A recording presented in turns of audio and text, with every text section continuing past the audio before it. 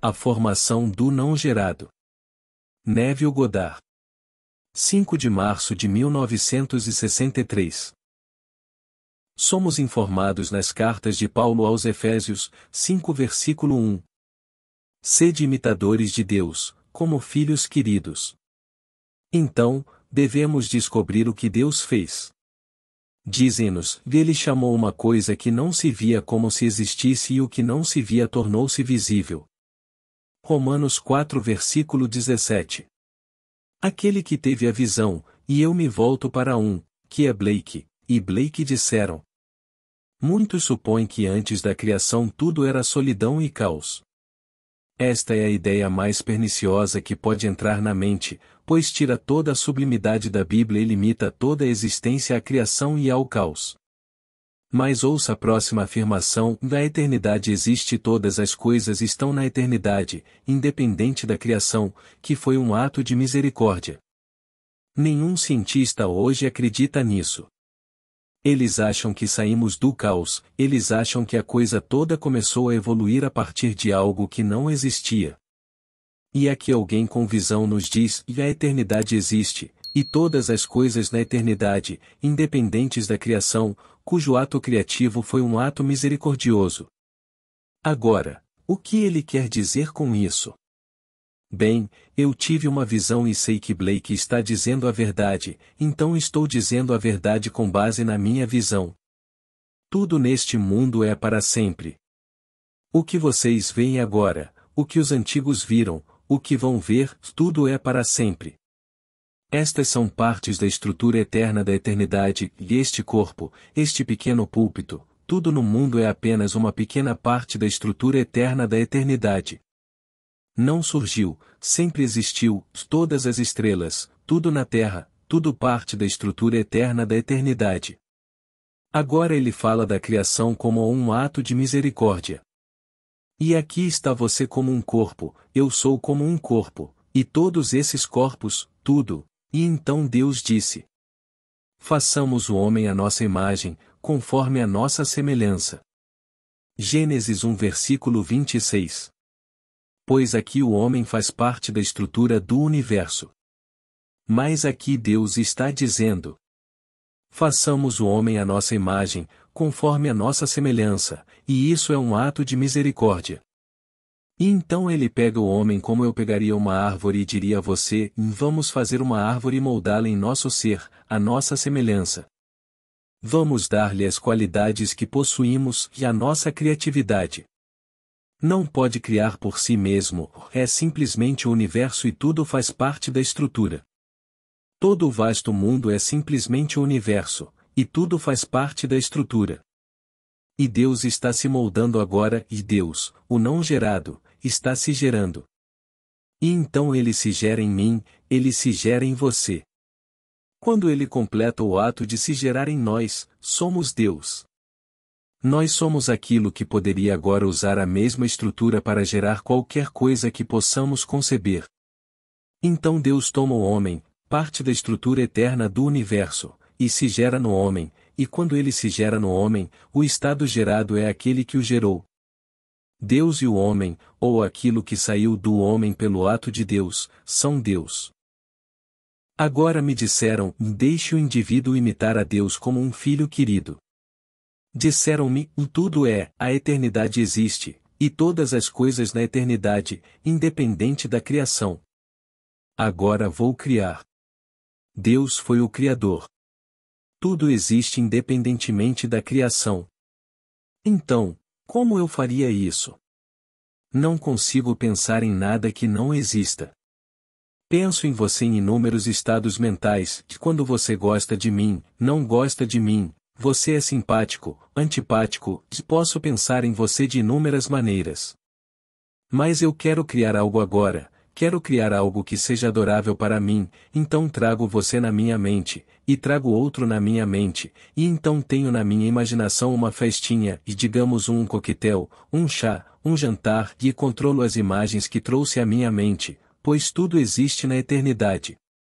Mas eu trago você sem o seu conhecimento, sem o seu consentimento. Então eu controlo todo o momento, e seja um minuto, ou 5 minutos, a qualquer hora, não muito longo, e eu controlo. Mas eu organizo as imagens de tal maneira que elas implicam algo diferente do que era antes do arranjo. Trago todos vocês em minha mente e permito que ouçam algo que está acontecendo. Eu permito que você me veja como você me veria se as coisas fossem como eu desejo que elas sejam, e assim estou gerando algo. Na verdade, estou me moldando, e o informe, sobre o formado. Pois todas as coisas deste mundo já fazem parte da estrutura da eternidade, cada ser. Então trago um ser e faz parte da estrutura, trago outro ser e é um homem, ou outro ser e é uma mulher, e eu os organizo de tal maneira em minha mente que, quando os coloco nessa forma, eles me veem como me viriam se meu sonho fosse realizado. É o meu sonho que estou gerando, mas estou gerando na estrutura do universo aquilo que antes não existia. Então você e eu como almas viventes não existimos, mas a estrutura e esta vestimenta sempre existiu. Essas vestimentas existiam, tudo no mundo existia, mas nós, de almas viventes, não, e Deus nos gerou como Ele mesmo para nos tornarmos um ser criativo assim como Ele é. Você pega a mesma estrutura e então cria e cria e cria. Portanto, sede imitadores de Deus como filhos queridos. Como Ele criou? Pois bem, é assim que Ele cria, dele chamou o que não era visto como se fosse visto, e o invisível tornou-se visto. Romanos 4 versículo 17. É assim que Ele faz. Deixe-me voltar e citar novamente o brilhante Blake. E posso lhe dizer, não consigo ler ninguém neste mundo que eu colocaria perto dele. Volto à Bíblia, e sim, ele é igual a todos os grandes profetas da Bíblia. Ele trouxe isso para a nossa língua hoje para que possamos compreendê-lo e compreendê-lo.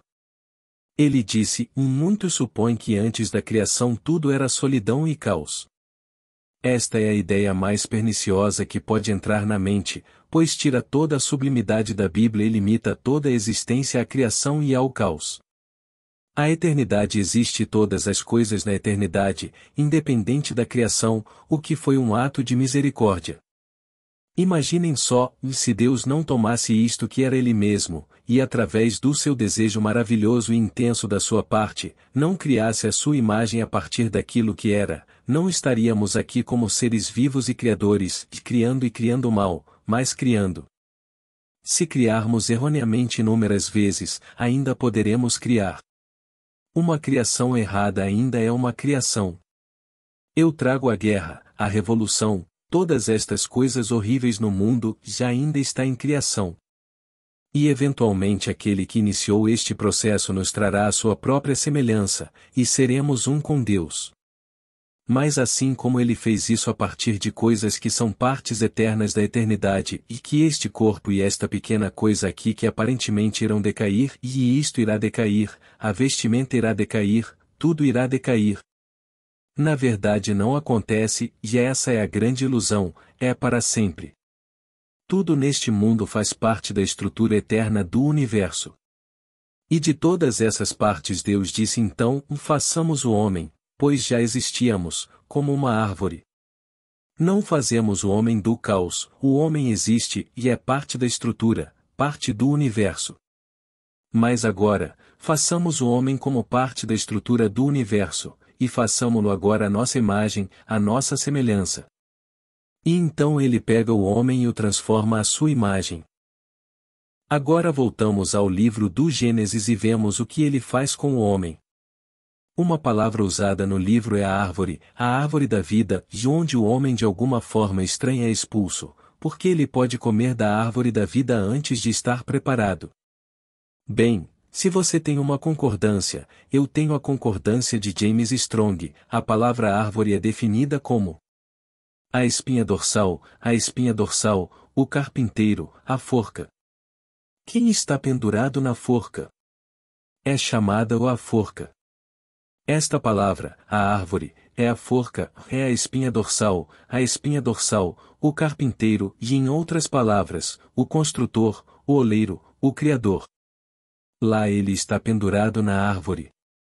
Bem, a árvore é a espinha dorsal, é a espinha dorsal.